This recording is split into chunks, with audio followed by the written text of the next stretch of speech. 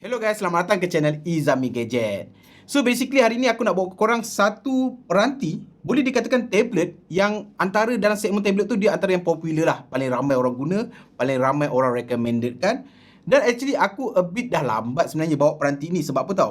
Aku berkira-kira tu lama sangat tau. Nak beli ke tak nak beli? Kalau nak beli kenapa? Untuk apa? Berapa gig? Varian apa kan?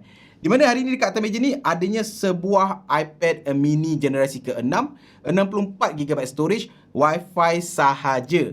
Di mana korang boleh dapatkan dekat Machine ke, Maxcity ke, Senheng ke, mana-mana dekat Lazada sekalipun, harga retailnya sekitar RM2,200 lebih macam tu lah. Dan currently dia agak out of stock sikit, dan kalau korang nak beli tu banyak scalper jual tu lebih sikit lah, dalam 2004, 2006 macam tu dekat marketplace ataupun mudah.my. Dan dalam video kali ni aku nak kongsi kepada korang sedikit sebanyak tentang dia punya experience unboxing, dan aku nak kongsi kepada korang kenapa aku masih lagi memilih 64GB storage. Di mana bagi siapa yang boleh recall, dulu aku beli iPad Air generasi keempat ni pun 64GB storage. Kenapa masih lagi 64GB storage? Cukup tak cukup? Dan kenapa aku akhirnya beli juga iPad mini ni? Apakah dia punya main factor dia menjadikan pembelian ini terjadi? Jadi kalau korang tak boleh lanjut, tanpa lagi masa lagi, let's check it out.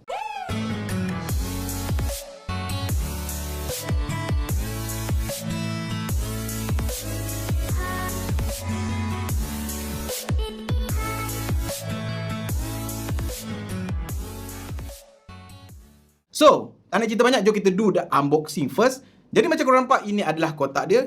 One thing yang aku suka tentang Apple punya unboxing experience adalah bila dia keluar device baru, generasi terbaru, dia akan come out with wallpaper ataupun poster-poster ataupun design cantik macam ni lah. Di mana dekat sini korang nampak macam iteration macam mini macam tu dan warna purple-purple. Sebab apa? Ini adalah berwarnakan purple. Alright, so kotak dia ni kalau korang boleh nampak sebesar telapak tangan aku je. Maknanya korang boleh bayangkan lah iPad mini tu kecil lagi lah daripada kotak ni. So dekat atas ni adanya logo Apple warna purple, adanya iPad mini warna purple. So dekat belakang ni of course again 64GB storage, iPad mini 6th generation Wi-Fi version saja. Sebab apa? Aku tak gunakan cellular sangat. Berwarna purple Malaysia set. Alright, itu saja. Jom kita buka. Bismillahirrahmanirrahim. Alright, so dekat dalam ada iPad itself, letak tepi dahulu. Kat bawah terdapatnya dia punya kotak design by Apple in California ni. Kat dalam kita tengok apa yang ada. Alright, of course stiker Apple 2 ketul ni dan juga dia punya brochure dia, manual dia yang kita takkan baca. Cumanya I wish that this Apple sticker kalau dia boleh bagi warna ikut warna iPad macam ni, warna purple should be a little bit nicer lah. Alright, kat bawah korang masih lagi mendapatkan korang punya kabel Type-C to Type-C dan juga adapter. Untuk iPad punya version masih lagi korang dapat adapter dan ini adalah 20W punya adapter. Alright, jadi aku nak kembali nanti kita fokus more on the iPad itself. Stay tune. So, ini adalah iPad di dalam bungkusannya. Jadi, jom kita buka. Bismillahirrahmanirrahim. Rangup bunyi dia. Alright, so again macam korang nampak, ini adalah iPad mini 6th generation berwarnakan purple. So, design belakang ni macam ni. Typical design-design macam iPad Air ke iPad Pro yang lepas. Design dia similar, berbezanya hanyalah size sahaja. So macam korang boleh nampak, again dekat belakang ni terdapat single camera 12MP, di mana aku boleh katakan dalam dunia tablet, this might be one of the best camera setup, bukan camera setup lah, camera quality yang ada pada sebuah tablet. Ada flash, ada dia punya recording punya microphone, logo Apple, adanya iPad punya wording. Dekat bahagian atas korang akan nampak betapa nipisnya. Again to put in comparison, kalau kita letak dengan iPad Air 4th generation 2020, boleh dikatakan quite similar, maybe a little bit lighter. Di mana dari segi berat dia adalah sekitar 293 gram saja. So dekat atas ni korang dapat 2 speaker grill, boleh rekat up and down, dan juga dia punya on off button merakat sebagai dia punya Touch ID. Dia tak ada face unlock dia ada Touch ID. So dekat bahagian bawah korang akan dapat dia punya Type-C, 2 speaker grill. Sebelah sisi sebelah sini kosong saja. Sebelah sisi sebelah sini korang akan dapat dia punya magnetic charging untuk Apple Pencil. So speaking of Apple Pencil, kita boot up sambil-sambil tu. Okay, dah boot up. Dia support untuk Apple Pencil 2nd generation. So untuk aku, kalau bagi siapa yang pernah tengok video aku yang lepas, aku tak adalah nak beli Apple Pencil, tapi aku beli this Goodjong punya stylus. Dia guna macam Bluetooth juga, dia charge pakai Type-C. Dan the best thing about this pen adalah harga sekitar RM99 macam tu, dan dia ada magnetic juga dekat tepi ni. Korang boleh lekat ala-ala Apple Pencil. Dari segi functionality, aku boleh katakan I'm not a pelukis dekat tablet, tetapi untuk job note ke, nak lukis-lukis sikit-sikit ke, it does the job perfectly, aku boleh katakan, for the price. Kenapa aku tak beli Apple Pencil? Because aku tak gunakan tablet untuk melukis. Aku just nak ada pen yang mungkin aku boleh katakan aku hanya gunakan dalam 5% saja daripada penggunaan tablet ni.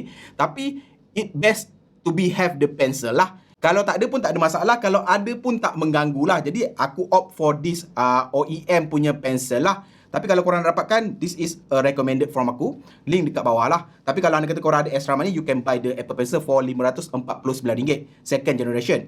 Alright, bila mana kita unlock je, ini adalah OS dia. Of course, iPad OS 15 macam iPhone punya iOS 15. Dan ini adalah display dia, bersaiz 8.3 inci liquid retina display, 60Hz saja. Dia tak gunakan OLED macam mana iPad Pro yang ada 120Hz promotion. This is just a basic iPad punya display. So far, apa aku boleh katakan performance wise, kalau kau tanya pada aku, siapa yang pernah guna iPad ke iPhone, kau pakai iPad Air ke, iPad Pro 2020 ke, 2019 ke, still smooth, lebih smooth daripada kebanyakan Android tablet flagship 2021. That's kelebihan untuk sebuah peranti Apple lah. Dia punya integration OS dia, display dia, hardware dia dengan dia punya sistem dia, everything adalah sangat-sangat seamless. Bukan nak puji, tapi kau tanya mana-mana pun, orang yang pakai Android tablet pun, jauh di sudut hati, dia akan akui bahawa iPad mempunyai performance yang sangat-sangat mantap untuk sebuah tablet lah. So, tak ada apa aku nak cerita pasal OS. Basically, dia ada semua benda yang patut korang tahu. Contohnya, korang nak split screen macam ni, boleh tak ada masalah. Facebook dan juga Safari pun boleh. Korang nak kecil besarkan pun tak ada masalah. Split screen, even untuk untuk sebuah panel 8.3 inci, taklah begitu kecil, taklah begitu besar. Bagi aku, this is a perfect size untuk preference aku. Alright, gaming pun tak ada masalah. Contoh, kita main Genshin Impact. Okay, kita reconnecting to server. Ini adalah maksimum dia. Okay, kita pasang maksimum volume dia. Alright, kalau korang boleh nampak, ini adalah setting highest punya grafik Dan secara defaultnya, Genshin Impact untuk iPad mini 6 ni support untuk high punya grafik. Secara defaultnya dia dah setting kepada high. Aku boleh setting kepada highest tanpa ada apa-apa frame drop ataupun masalah lag lah. Memang so far so good lah. Tapi of course kalau ada high refresh rate lagi better lah. Tapi so far tak ada masalah, nampak. Kalau korang nak main, just nice lah. Alright, dia punya size tu macam korang nampak kan. Aku punya duduk tangan dekat depan ni selesa sangat. Sangat-sangat comfort. Even korang nak pegang sebelah tangan pun tak ada masalah kalau nampak. Sebelah tangan pun memang tak ada masalah. Memang a perfect size for me lah. Alright, that's for gaming, that's for multitasking. Audio wise tak ada masalah, korang dengar tadi. Dia punya speaker dia memang kuat, kiri kanan stereo. Camera wise, kalau kita nak cuba FaceTime, katakanlah kita nak cuba FaceTime. Hello. Hello, kenapa tu? Testing iPad mini FaceTime. Yeah, baby. Yeah. Ini Apple 7 series. Wow. Yes. Okay, kenapa muka nampak tua? Tak ada. Awak lagi tua, awak. Alright, so far obviously lah iPad, iPhone buat FaceTime ni tak ada masalah lah. Quality audio wise should be okay lah. Just nak showcase pada diorang. Ada apa ni? Ada tak lalat dekat rambut aku.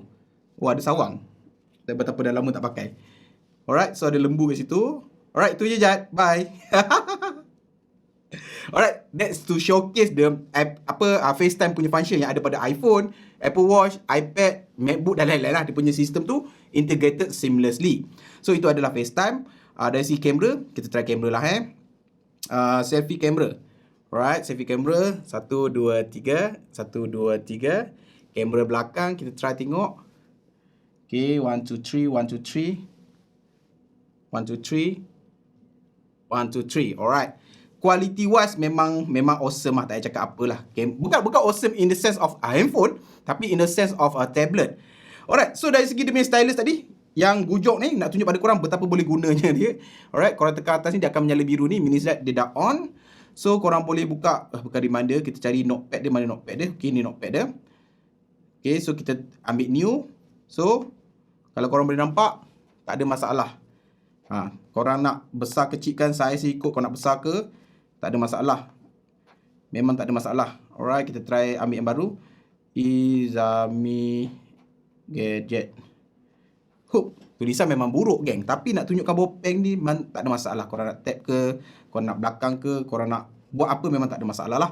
Pen function as it should be. Kalau anda kata korang tak nak spend more, this is a good replacement. Tak ada apa-apa lah. Yang lain boleh guna tanpa ada masalah. Okay, gaming dah, FaceTime dah, kamera dah.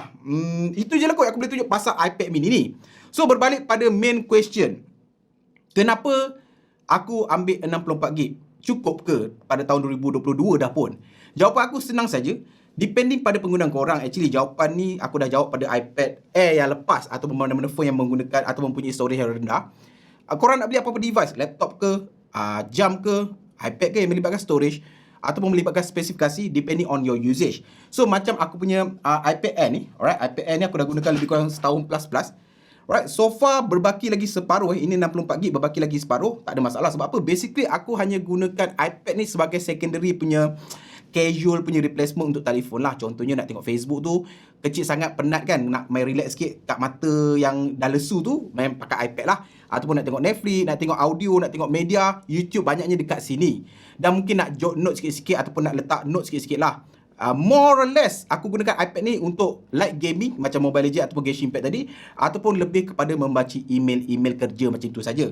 So untuk kegunaan tersebut 64GB tu berbaki banyak lagi. Tapi kalau anda kata korang nak gunakan dia sebagai editing machine, korang nak edit dekat LumaFusion ke apa, yes, korang better ambil yang paling besar 256 ke ataupun 512 kalau ada. So soalan yang banyak orang tanya pada aku adalah, adakah iPad ni korang boleh jadikan dia sebagai replacement untuk laptop, especially pada para student yang tak ada laptop lagi tu kan? Jawapan aku tidak sama sekali. Kalau korang adalah new student yang nak masuk belajar universiti kan, tak ada laptop lagi, no, korang patut beli sebuah laptop, tak kisah Windows ataupun Mac. Mesti ada sebuah laptop untuk korang punya assignment dan kerja-kerja tugasan korang. Tapi kalau korang dah ada sebuah laptop, just nak ada sebuah tablet untuk replacement santai-santai, nak tengok email, nak tengok assignment, notes ke ataupun modul, yes, iPad is a strong ataupun a better punya replacement lah. Tapi bukan total replacement. Itu jawapan aku lah. Dan kenapa akhirnya aku beli juga setelah berkira-kira begitu panjang untuk iPad mini 6 generation ni? Jawapan dia mudah saja. Because of the size. Kalau korang put in comparison, this is the size between tu. Ini adalah iPad Air generasi keempat. Sebenarnya ini adalah juga size untuk iPad Pro 11 inci. Ini adalah 8.3 inci untuk iPad mini siri 6 ni lah kan. Apa aku boleh katakan, kalau anda kata korang guna iPad yang besar ni 11 inci lah, kita tak cerita yang 12 inci, most of the time korang kena macam two-handed users tu adalah wajib. So kalau anda kata korang nak gunakan ni, aku nampak dia more kepada series punya benda lah. Korang mesti nak letak atas meja ataupun korang nak berpaksikan sesuatu pada casing yang boleh stand ke apa kan. Korang jarang boleh benda ni nak main sambil baring ke, santai-santai ke, even dalam flat pun kau kena memang literally macam bersandarkan sesuatu atau pegang macam ni lah. Berbeza dengan iPad mini ni, di mana dia macam buku tau. Kau nak pegang macam ni pun boleh, dia tak menyebalkan tangan kat sini tau. Jadi kat kita bangku baca telefon ni, dia tak menyebalkan, aku tak tahu menyebalkan ataupun menyengalkan. Tapi takkan sakit sebab apa? Satu, dia ada ringan. Yang kedua adalah dia punya balance tu ada tau. Sebab bila korang letak macam ni, kau punya jari ni kat tengah-tengah tau. Instead of kalau yang besar tu, jari kau akan kat ujung pangkal-pangkal tau. Jadi dia akan berat ke kiri ataupun ke kanan, membuatkan jari korang ataupun tangan korang tak selesa lah. Tapi this iPad mini siri 6 memang totally perfect size for me lah. Ringan, nipis, cukup powerful untuk sebuah iPad dan mempunyai fungsi-fungsi yang aku perlukan lah. So far tak lebih tak kurang. Dan for the price RM2,200 lebih kurang macam tu, bagi aku boleh belilah untuk spek 64GB ni lah. Tapi kalau korang perlukan lebih, dia akan kena bayar lebih lah, 2006 ke 2009 macam tu lah. Tapi untuk kegunaan aku, 2200 is a go lah. Alright. So guys, kalau anda kata korang suka perkongsian macam ni, pembelian macam ni, korang boleh support aku lah dengan klik butang subscribe kat bawah, atau loceng kat sebelah dia. Dan sampai bertemu lagi di video akan datang. Macam biasa guys, Assalamualaikum. Ciao.